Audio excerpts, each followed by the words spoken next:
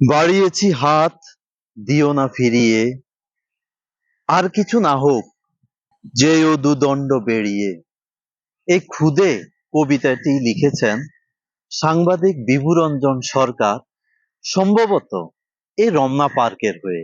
এই আহ্বান ধ্বনিতে সাড়া দিয়ে কেউ যদি একবার রমনা পার্কে আসেন, কোনো সন্দেহ নেই যে তিনি রমণীয় হবেন।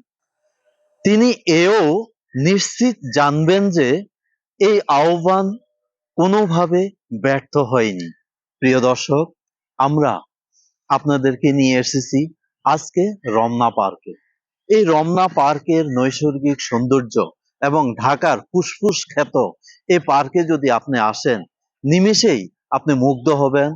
অবসর বিনোদনের অনুষঙ্গ হিসেবে এখানে সময় কাটাতে পারবেন, আড্ডা দিতে পারবেন। চলুন ঘুরে বেড়িয়ে দেখি এই রমনা পার্ক।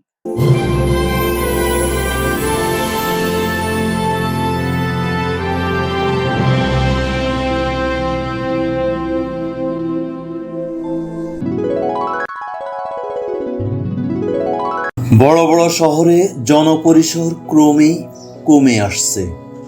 আমাদের রাজধানী ঢাকায় এই অবস্থা আরও প্রকট।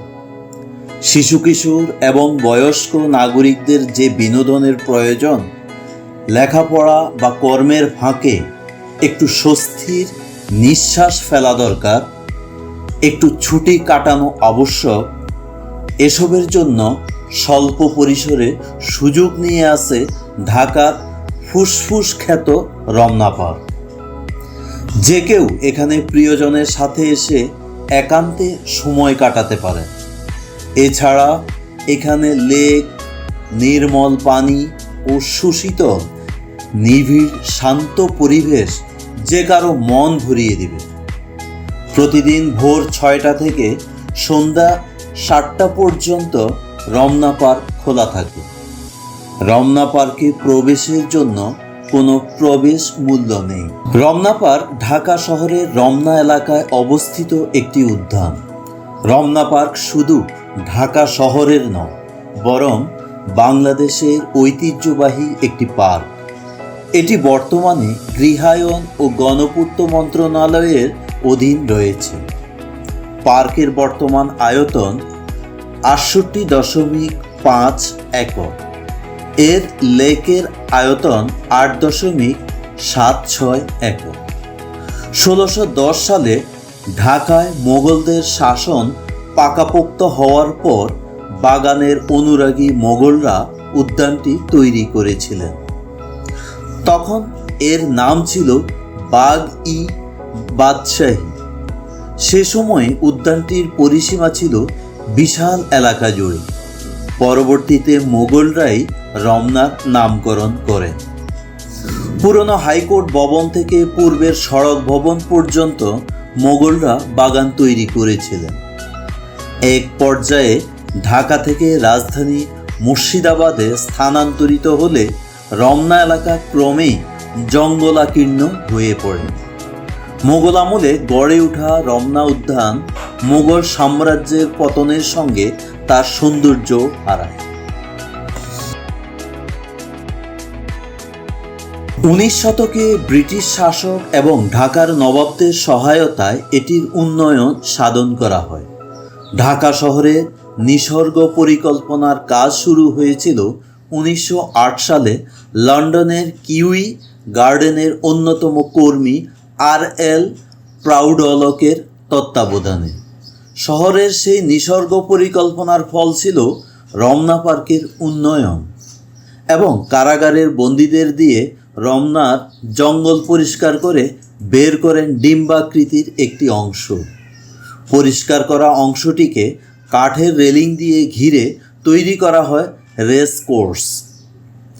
20 বছর লেগেছিল সে কাজ শেষ হতে। তবে দীর্ঘ সময় পার করে 2024 সালে রমনা পার্কে সংস্কার হয়ে আধুনিক সাজে সেজেছে এটি। এর মধ্যে লেক খনন করায় পানিতে এসেছে স্বচ্ছতা, তৈরি হয়েছে সিরামিক ইটের ওয়াকওয়ে, আধুনিক 900টি ল্যাম্পপোস্ট স্থাপন, সিমেন্টের বেঞ্চের ব্যবস্থা এবং 4টি আধুনিক শৌচাগার নির্মাণ ও সংস্কার করা হয়েছে। আছে ব্যায়ামের সুব্যবস্থা,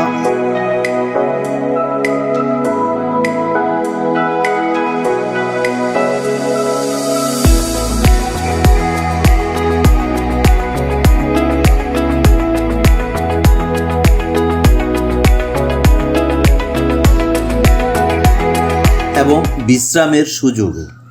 রমনা পার্কে বর্তমানে 211টি বিভিন্ন ধরনের উদ্ভিদ প্রজাতি রয়েছে।